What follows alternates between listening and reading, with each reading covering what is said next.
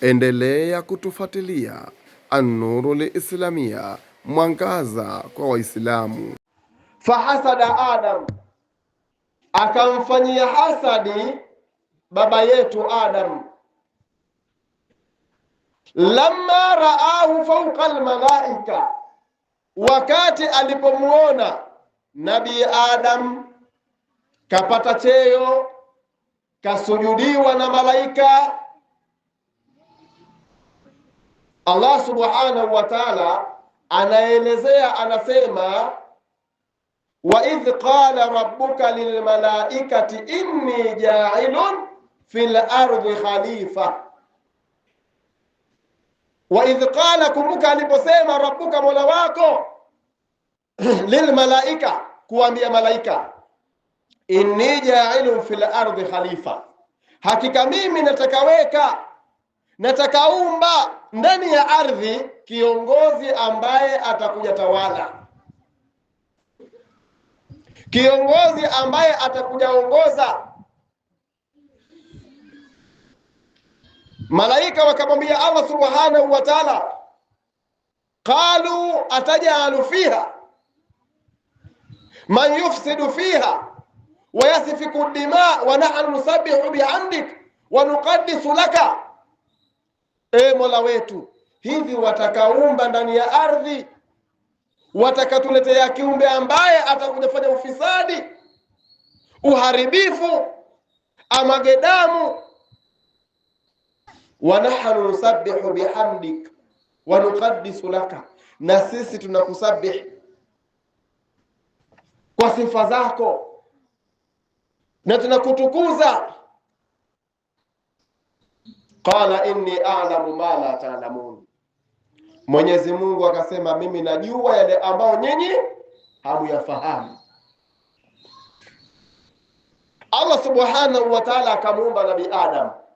Baada ya kumuumba Nabii Adam, akampa ilmu. Kitu cha mwanzo alichopewa Nabii Adam, anapewa ilmu, na ndicho kile tulichokigusia kwamba watoto wetu tuwafundisheni ilmu, na sisi wenyewe.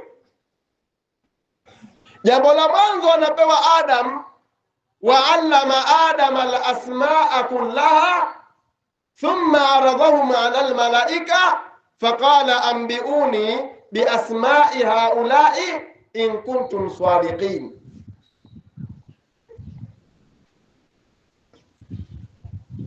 Allah anasema wa allama Adama, na akafundishwa Nabii Adam. Maanake Allah alimfundisha Nabii Adam majina ya vitu vyote ulimwenguni. Kisha Allah subhanahu wa ta'ala akavileta vile vitu ambavyo alimfundisha Nabii Adam. Faqala anbi'uni bi asma'i haula'i in kuntum sadiqin. Allah akawapa mtihani malaika, akawaambia sasa nataka nambieni majina hivi vitu, ikiwa nyinyi mnasema kweli, kama Adamu atakuja fanya uharibifu, kama Adamu atakuja kumwaga damu, ambiuni, nambieni. Lakini malaika jibu walilolirejesha kwa Allah subhanahu wa ta'ala, qalu subhanak la ilma lana illa ma 'allamtana innaka antal alimul hakim. Subhanak, umetakasika Mola wetu, hatuna elimu sisi isipokuwa ile uliyotufundisha. Manake elimu hii sisi hatuna, tunayajua sisi ni yale uliyokuwa umetufundisha. Ya Adam, ewe Adam, ambiuhum, waambie, ambiuhum bi asma'ihim falamma ambahum qala alam aqul lakum inni a'lamu ghaiba as-samawati wal ardi wa a'lamu ma tubiduna wa ma kuntum taktumun. Allah anamuelekea Nabii Adam, anaambia waambie. Nabii Adam akaanza kutaja, akataja kimoja baada ya chengine. Hadha shamsun, hadha kawakibun, hadha shajara, kila kitu. Huu ni mwezi, hii nyota, hii ni miti, anaanza kuitaja. Alipomaliza Allah kaambia, je, sikwambieni mimi najua yale ambayo nyinyi hamuyafahamu, na yajua yale ambayo mnaoyafanya kwa siri na mnaoyadhihirisha. Sasa kwa sababu Adam amekuzidini, hasadi inaanza hapa sasa. Kwa sababu Adamu amekuzidini, isjudu li Adam, msujudieni. Fasajadu illa iblis, malaika wote wakaporomoka kumpa heshima Nabii Adam. Sijida hii walioambiwa wamsujudie si sijida ya ibada, bali ni sijida ya kumpa heshima Nabii Adam kwa sababu amewazidi. Sasa kwa sababu amekuzidini, mpeni heshima. Fasajadu, wote wakasujudu. Illa iblis, isipokuwa Ibilisi lanatullah. Huyu bwana sasa aba wastakbara wa kana min alkafirin, alikataa, akajiona yeye ni mkubwa zaidi kuliko Adam, akawa na kibri na akawa miongoni mwa waliokufuru. Iblis lanatullah. Allah subhanahu wa ta'ala amemweka Nabii Adamu katika janna akiwa na mama Hawa katika janna. Famazala yasa, Ibilisi hakuacha kuhangaika kwenda huku na huku mpaka akasababisha Nabii Adam kutolewa katika pepo. Kwa nini? Allah alimweka Nabii Adamu katika pepo, akamwambia wala taqraba hadhihi shajara fatakuna min adh-dhalimin, musije mkaukurubia mti huu, mtakuja kuwa miongoni mwa wenye kudhulumu. Lakini Iblis akenda akawashawishi, akaambia Mola wenu hajakukatazeni kula mti huu, isipokuwa amekukatazeni kwamba nyinyi mkiukurubia mti huu, kwanza hamutokufa, mutaishi milele. Manake mutakuwa wenye kuishi milele. Na sisi sote tunayaogopa mauti, lakini mauti ambayo ni lazima tukutane nayo. Kwa hiyo Nabii Adam akaukurubia mti aliyokatazwa, ikawa ni sababu ya kutolewa katika pepo. Kwa hasadi mara ya mwanzo inafanyika katika pepo, inafanyika mbinguni kwa mara ya mwanzo. Anaifanya nani? Ibilisi lanatullah. Yoyote aliyekuwa ana sifa ya hasadi amechukua sifa ya Ibilisi akajipamba nayo. Ma huwa alhasadi? Hasadi ni kitu gani? Alhasad sifatu shirara alkhalqi. Alhasad an yara linsana ni'mata wa yakrahu dhalika wa yatamanna zawalaha. Hasadi ni kile kitendo cha mtu kumuona mwenzake kapata neema katika neema ya Allah subhanahu wa ta'ala, neema hiyo akatamani neema ile imtoke. Mfano, jirani anamuona jirani yake ana watoto, wale watoto wale alhamdulillah wamehifadhi Qur'an juzuu 30, wanaingia kwenye mashindani, alhamdulillah nafasi wanapata. Akatamani wale watoto wawe ni madondocha, hawana akili. Hii ni hasadi. Anamuona jirani yake yeye ana mabinti wakubwa, lakini mabinti zake waume hawaji, lakini anamuona jirani yake waume watoto wake wakikaribia ukubwa kidogo tu tayari waume wameshapata. Akatamani zile ndoa zisifanyike. Hii ni hasadi. Kwa hiyo hasadi ni kile kitendo cha mtu kutamani mwenzake neema imtoke. hasadi ikaendelea kwa watoto wa Nabii Adam. Kafanyiwa baba, lakini sasa inakuja ardhini. Kwa mara ya mwanzo mbinguni, kwa mara ya pili inakuja ardhini. Watoto wawili, baba mmoja, mama mmoja, watoto wa Nabii Adam.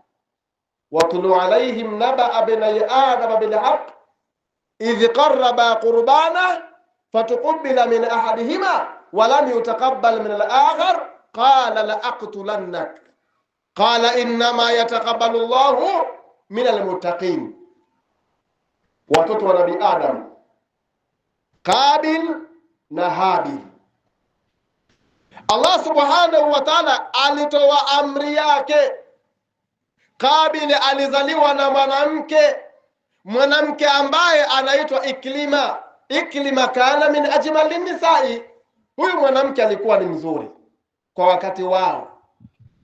Habil alizaliwa na mwanamke anaitwa Unki. Watakiwa wabadilishane, baba mmoja mama mmoja. Usije ukasema husda unaweza ukafanyiwa na ndugu yako. Wabadilishane, Qabil achukue mdogo wa Habil na Habil achukue mdogo wa Qabil. Lakini Qabil akasema la aqtulannaka, haiwezekani, wallahi nitakuua. Allah akatoa amri itolewe sadaka itakayopokelewa, huyo anaruhusiwa amuoe yule anempenda. Habil akatoa sadaka yake na Qabil akatoa sadaka yake. Habil akatoa sadaka yake, katoa kondoo. Qabil akatoa ngano. Allah akaikubali sadaka ya Habil, atakiwa amuoe mwanamke anaitwa Iklima. Huyu bwana akasema wallahi, baada ya kuzidiwa tu nitakuua, na akaweza kumuua. Qur'ani inathibitisha. Ukirudi katika Maida, Allah anasema watulu alaihim naba bnai Adam bilhaqi, wape habari watoto wawili wa Nabii Adam, idh qarraba qurbana, wakati alipotoa sadaka, fatuqbila min ahadihima walam yutaqabbal min al-akhar, mmoja tukamkubalia na mmoja ikawa sadaka yake haikukubaliwa. Huyu ambaye sadaka yake haikupokelewa, qala la aqtulannaka, akamwambia mwenzake nitakuua. Lakini innama yataqabbalu Allahu min al-muttaqin, Allah humpokelea sadaka yake yule ambaye atakuwa ni mcha Mungu. La imbasatta ilayya yadaka litaqtulani ma ana bibasitin yadi ya ilayka liaqtulak, ukikunjua mkono wako kwa ajili ya kunipiga mimi, kuniua mimi, sikunjui mkono wangu kwa ajili ya kukuua wewe.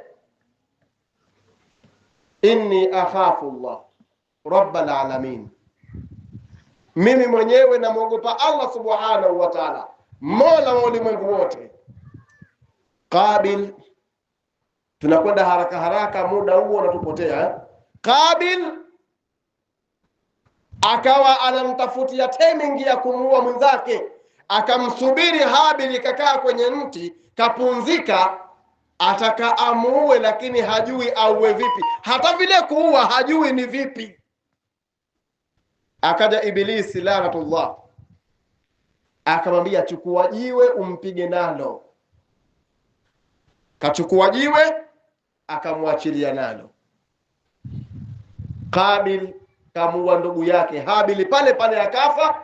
Baada ya kufa sasa hajui afanye vipi, akamwacha tu. Allah subhanahu wa ta'ala anasema fab'atha Allahu ghuraban yab'athu fil ardi, Allah akapeleka kunguru. Yule kunguru ikawa anachakua katika ardhi, ili kwenda kumuonesha jinsi ya kuustiri mwili wa ndugu yake. Alipomuona yule kunguru anachakua, kuna mzoga anaufukia, basi yule bwana alijuta, akasema ajaztu an akuna mithla hadha al-ghurab, mimi nimeshindwa kuwa kama huyu kunguru. Huyu kunguru kanishinda. Wanachuoni wanasema kunguru ni mwalimu wetu kwa sababu ametufundisha jinsi ya kustiri. Nimeshindwa na kunguru, mnyama huyu kanishinda, manake ndiyo sina huruma, lakini haya nishamua, hata kumfukia basi nimeshindwa. Wanachuoni wanasema huyu bwana alijuta kwa sababu muda mkubwa umepotea, hakujua kuusitiri mwili wa ndugu yake. Leo anakuja kuona kunguru anastiri pale, akajuta. Na kujuta hii, ingelikuwa amejuta kwa sababu ya kumuua ndugu yake, ingelikuwa ni toba, lakini amejuta kwa sababu hakujua kustiri mwili wa ndugu yake. Kwa hiyo hasadi mara ya pili inafanyika ardhini, na anayefanya ni mtoto wa Nabii Adam. Hawa wanafanyiana husda, baba mmoja mama mmoja. Kwa mara nyingine hasadi inaendelea kwa Nabii Yusuf, anafanyiwa na ndugu zake. Nabii Yusuf anafanyiwa husda na ndugu zake mpaka wakamtia kwenye kisima. Lakini kwa mara nyingine kabisa hasadi anafanyiwa Mtume Muhammad. Mtume anafanyiwa husda. Leo sisi tunaoneana husda, tunaoneana choyo. Mtume anasema iyakum wal hasadi fa inna al hasada yaakulu al hasanat kama taakulu an-nar al hataba. Jiepusheni na hasadi, kwani hakika ya hasadi inakula mema kama vile moto zinavyokula kuni. Uislamu, kabla ya hapo kuna kitu nataka tukifanye hapa. Sheikh Harith hapa kanikumbusha, jana kulitolewa zile bahasha zile, watoke vijana wawili mpaka watatu wazikusanye. Wakati tunaendelea kuzungumza, zikishakusanywa mkabidhini Mwalimu Harith. Mwalimu Harith atachagua vijana wake hapa pamoja na mashehe, atachagua ili waingie bandani wazifungue. Baada ya kushazifungua, mwisho tukimaliza muhadhara, kutakuja takwimu ya kile kilichochangiwa kwa ajili ya ujenzi wa madrasa. Takwimu ili tupate kuijua inshallah. Mtume anasema iyakum wal hasadi fa inna al hasada yaakulu al hasanat kama taakulu an-nar al hataba. Jiepusheni na hasadi, kwani hakika ya hasadi inakula mema kama vile moto zinavyokula kuni. Mtu aliyekuwa ana sifa ya hasadi, anaswali, anafunga, anafanya ibada mbalimbali, siku ya kiyama atasimamishwa mbele ya Allah subhanahu wa ta'ala. Ibada zake faja'alnahu haba'an mansura, ni mavumbi yenye kupeperuka. Waqadimna ila ma amilu min amalin faja'alnahu haba'an mansura. Siku ya kiyama anasimamishwa mbele ya Allah, kaswali, kafunga, katoa sadaka, lakini kwa sababu duniani alikuwa akimchukia mwenzake, duniani alikuwa hapendi maendeleo ya mwenzake, anasimamisha mbele ya Allah subhanahu wa ta'ala. Ibada zake zote ni mavumbi yenye kupeperuka, hana malipo. Muadhi ibn Jabal siku moja alimjia Mtume Muhammad, anakuja kwa Mtume, anamwambia ya Rasulullah, akhabirni an qawlihi ta'ala, hebu nipe habari mimi kuhusu kauli ya Mwenyezi Mungu mtukufu, siku ambayo tutalivuvia suri, mutatujia makundi kwa makundi. Fabaka nabii bukaan sadida, Mtume akalia kilio kikubwa. Thumma qala, kisha akasema, ya Muadhi bin Jabal, Muadhi bin Jabal, sa'altani an amrin adhim, hakika umeniuliza jambo zito, jambo ambalo tuhsharu ummati ala 12 sinfa, utakuja fufuliwa umati wangu makundi 12. Katika makundi 12, 11 yote yatakwenda katika moto wa jahannam. Inna lillahi. Kundi moja ndilo ambalo litakalokwenda katika pepo. Anas ibn Malik anasema siku ya kiyama Allah subhanahu wa ta'ala atamwamrisha malaika Jibril amwambie wachukue watu, uwaongoze, uwapeleke kwenye milango ya pepo. Wachukue watu, uwaongoze, uwapeleke kunako milango ya moto. Yani awachukue watu awapeleke kunako mazabania, awachukue watu awapeleke kunako ridwani. Atauliza, ya Rabb, wangapi niwapeleke peponi, wangapi niwapeleke motoni? Ataambiwa, chukua watu katika watu 1999 peleka motoni. Katika watu 1999 peleka motoni. Katika watu 1000 ukitoa 999 wanabakia wangapi? Na hatupo. Washehe wako lakini huko hawako. Katika watu 1000 atakiwa mtu mmoja peponi. Katika watu 1000 mtu mmoja peponi, 999 motoni. Mimi na wewe tunatakiwa tuigombanie nafasi hii moja katika watu 1000. Lazima tufanye juhudi, lazima tufanye juhudi. Kuna hizi bahasha ndio juhudi yenyewe hizi. Hizi bahasha ambazo unazichangia wewe kwa ajili ya ujenzi wa madrasa ndio juhudi yenyewe. Kuna watu hawakuwepo jana hapo. Kwa hiyo yule ambaye hakuwepo, mashehe watakwenda kufungua zile bahasha kwa ajili ya ujenzi wa madrasa. Wahi kuchangia sadaka yako. Sasa Mtume Muhammad anamwambia Muadhi ibn Jabal, umati wangu utafufuliwa makundi 12. 11 yatakwenda katika moto wa Jahannam. Kundi moja ndilo ambalo litakalokwenda katika pepo. Katika hayo makundi 12 nataka nigusie moja, na ndilo ambalo linaingia katika mada yetu.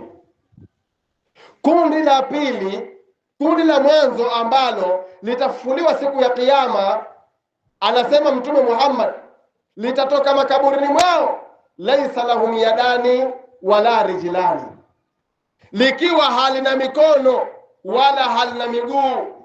Fayunadi almunadi min qibali arrahman, atatangaza mwenye kutangaza kutoka kwa Mwenyezi Mungu mwingi wa rehema, haula alladhina kanu yuudhuna aljiran, hawa ni wale ambao duniani wakiwaudhi majirani zao. Matu wala yatubu, wakafa wala hawakutubia. Fahadha jazaohum, haya ndiyo malipo yao. Wa masiruhu ila nari, na makazi yao ni katika moto wa Jahannam. Kama qala Allah tabaraka wa taala, kama Allah subhanahu wa taala anavyosema.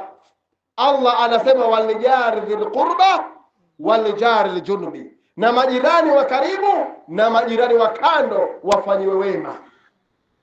Sasa leo mtu anaishi na jirani yake husda tupu, anamchukia jirani yake, hapendi kupata maendeleo jirani yake.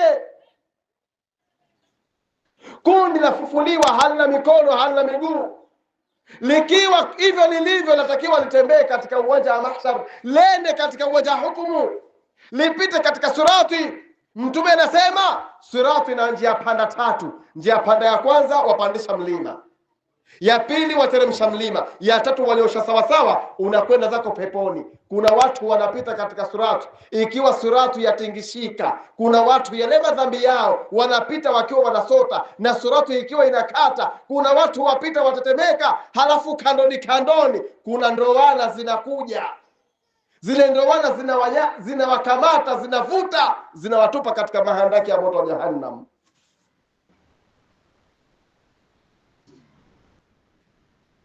Mtume Muhammad anasema iyyakum wal hasad, iepusheni na hasadi. Fa innal hasada yaakulu hasanat, kwani hakika hasadi inakula mema kama vile moto zinavyokula kuni. Mtume akasema aktharu man yamutu baada qada'i llahi wa qadarihi al hasad ain, wengi ambao wanaondoka duniani baada ya kadari ya Allah ni wale ambao wamefanyiwa husda. Yani mfano wake baada ya kushafufuliwa, huu ni mfano. Halafu Allah aseme wale waliokufa wakiwa wamedhulumiwa kwa husda wakae kando, wataonekana ndio wengi zaidi. Vifo vya husda ndivyo vingi. husda.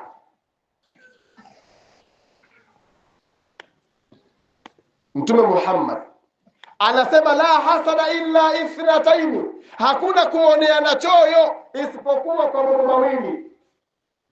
Rajulun atahu Allahu Qur'anan, unaweza ukamwonea choyo mtu ambaye Allah amempa Qur'an, ikawa Qur'ani anayesoma usiku na mchana, unaweza ukamwonea choyo. Lakini je, choyo hiyo ni kuchukua talasimu ukamfukilia kwenye mlangoni? Hiyo choyo ni ipi? Choyo hiyo ni kutamani na mimi Allah anijalie Qur'ani ili niweze kuisoma usiku na mchana. Sio namwona mtoto kahifadhi Qur'ani, lakini leo atamani yule mtoto asiwe na akili, awe chizi kabisa. Husda. Akasema jambo la pili, au rajulun atahu Allahu mala, au mtu ambaye Allah amemjalia mali, ikawa mali anaitoa fi sabilillah, aitoa sadaka usiku na mchana, atoa sadaka, unaweza ukamwonea choyo. Lakini leo kuna miji mengine wallahi, kama atoka mtu huko anapeleka sadaka, basi anakaa mtu njiani asema huko usende, huko kuna wachawi huko, ili mradi neema isifanye nini? Isifike. Husda.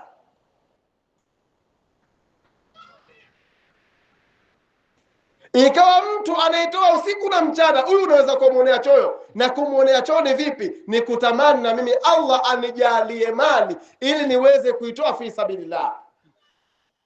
Hata maswahaba walisema, ya Rasulullah, sisi watu wa mali wanatuzidi. Kwa nini? Watu wa sadaka wanaswali kama tunavyoswali, wanafunga kama tunavyofunga, lakini wanachotuzidi sisi watu wa sadaka kwa kadari ya mali yao walionayo, wanakwenda kupeleka. Yani hawa maswahaba na wao waliwaona watu wa mali jinsi wanavyopata manufaa. Hii ndiyo husda inayoruhusiwa, kutamani na mimi ningelikuwa kama fulani.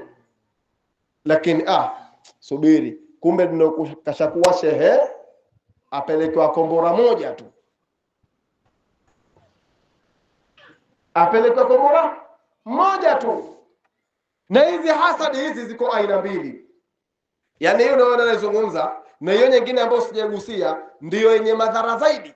Na hiyo unaweza ukamdhuru mwanao uliyemzaa wewe, mama awe baba, unaweza ukamdhuru mwanao mwenyewe uliyemzaa bila kukusudia. Tumalizie Mtume Muhammad, halafu tugusie hapo kidogo tupate tufunge inshallah. Mtume Muhammad amefanyiwa husda.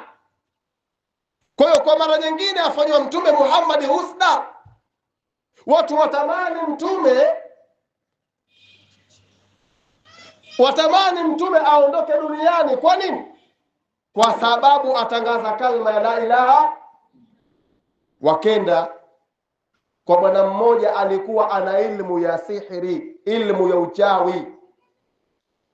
Wakamuelezea, akasema hilo tatizo dogo tu, hilo tatizo dogo, lakini ili tufanikishe tupate nywele zake,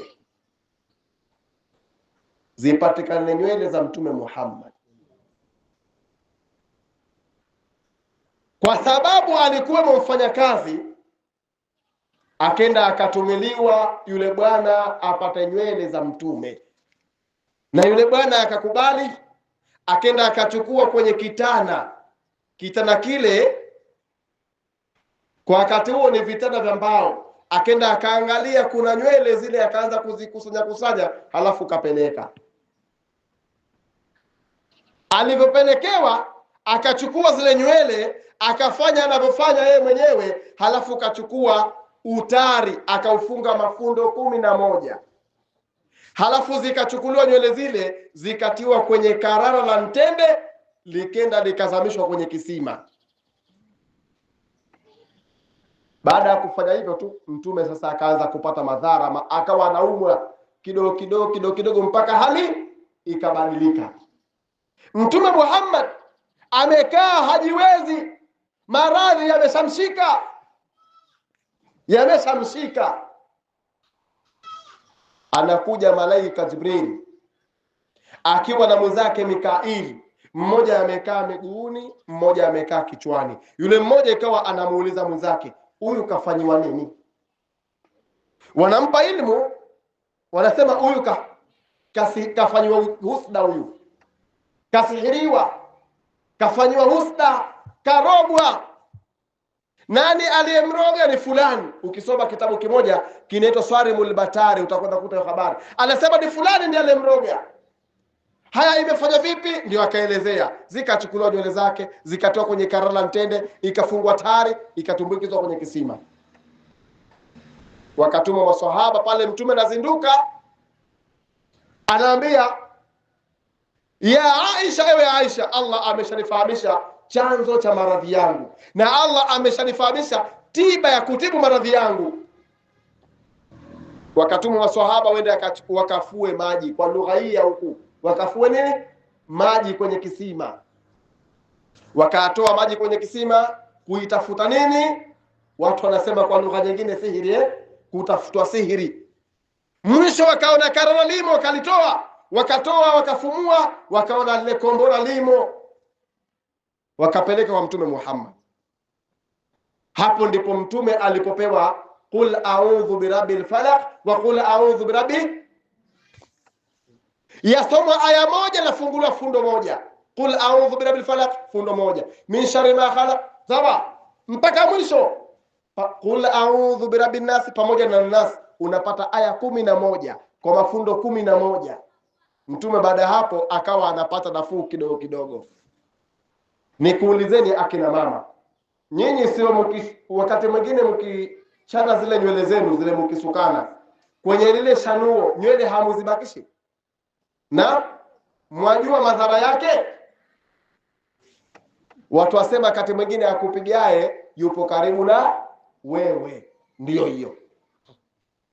Sawa, nimalizie, nifunge mada yangu. Waislamu, kuna hasadi muathira, hasadi yenye kuathiri. Hii yote mtu kakusudia, lakini kuna hasadi ambayo mtu anaweza akaifanya bila ya kukusudia.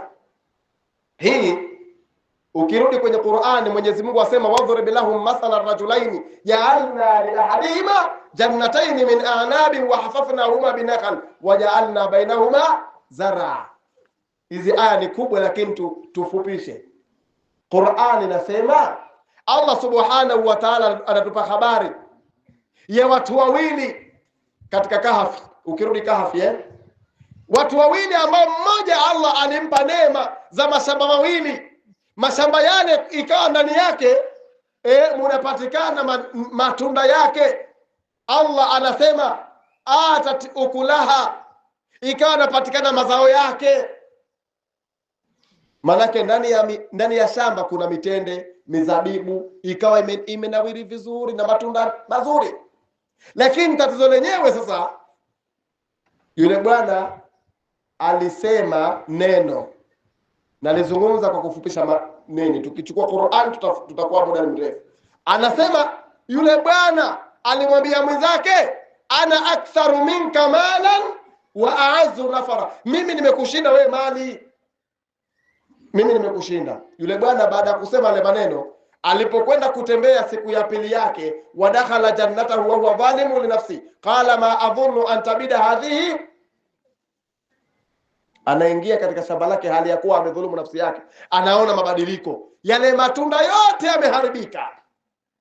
Mwenzake kamlaumu, akamwambia, walaula idh dakhalta jannataka qulta ma sha Allah la quwwata illa, laiti wewe ulipotaka kuingia shamba lako wengelisema masha Allah, alitakalo Mwenyezi Mungu huwa la quwwata illa billah, hakuna mwenye nguvu isipokuwa Allah. Lakini ulisifu mali zako, shamba zako, intarani, kwa kuniona mimi ana aqalla minka malan wa walada, na uchache kwa wewe mali na watoto.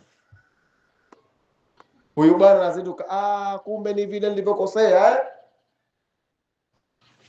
Wakati wa Mtume Muhammad ndani ya safari, wamo ndani ya safari, kuna sahaba mmoja anaitwa Sahal ibn Khunayf.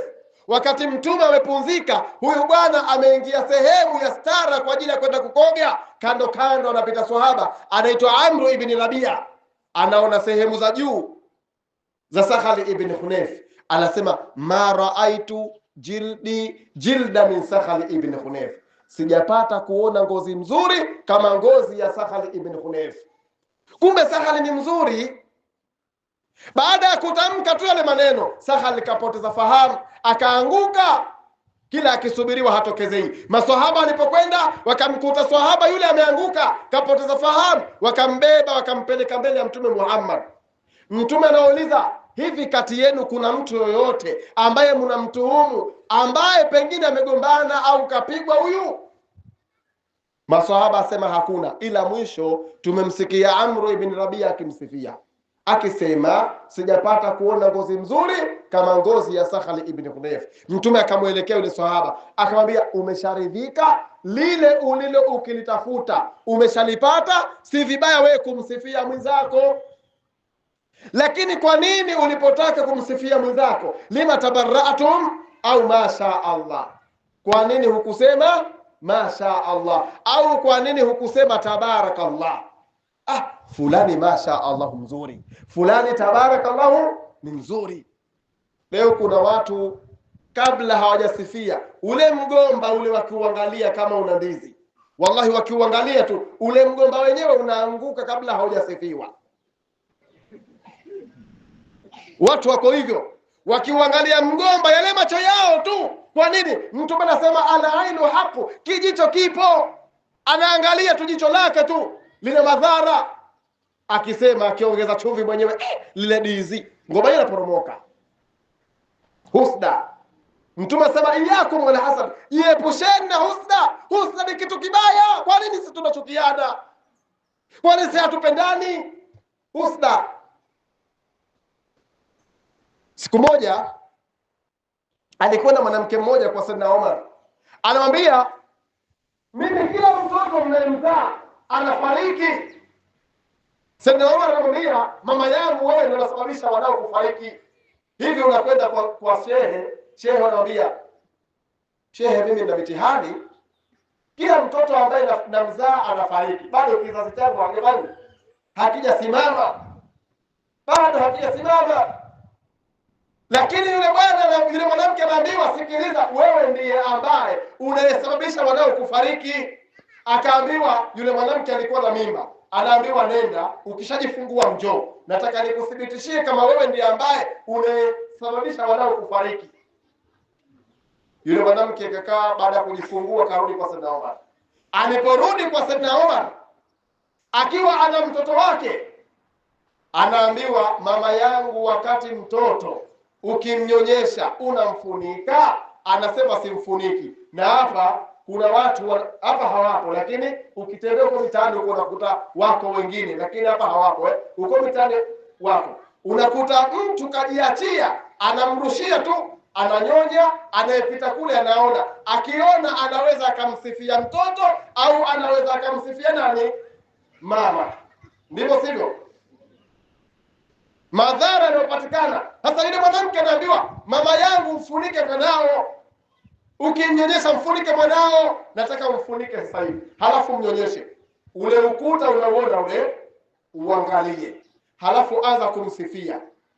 Ikawa anaanza kumsifia, kafanana na baba yake, hamusemi na wakati anatoa sifa zile, ule ukuta ambao anauangalia ulikatika vipande. Akaambiwa, haya ndiyo madhara yanawadhuru nani? Wanao. Ikiwa ukuta umeporomoka, je, mtoto? Wazee wangu, tunaposifia watoto wetu au jambo lolote, ili kujikinga na hasadi muathira, hasadi yenye kuathiri, tusemeni vipi? Salamu alaykum wa rahmatullahi wa barakatuh. Wa alaykum salaam wa rahmatullahi wa barakatuh.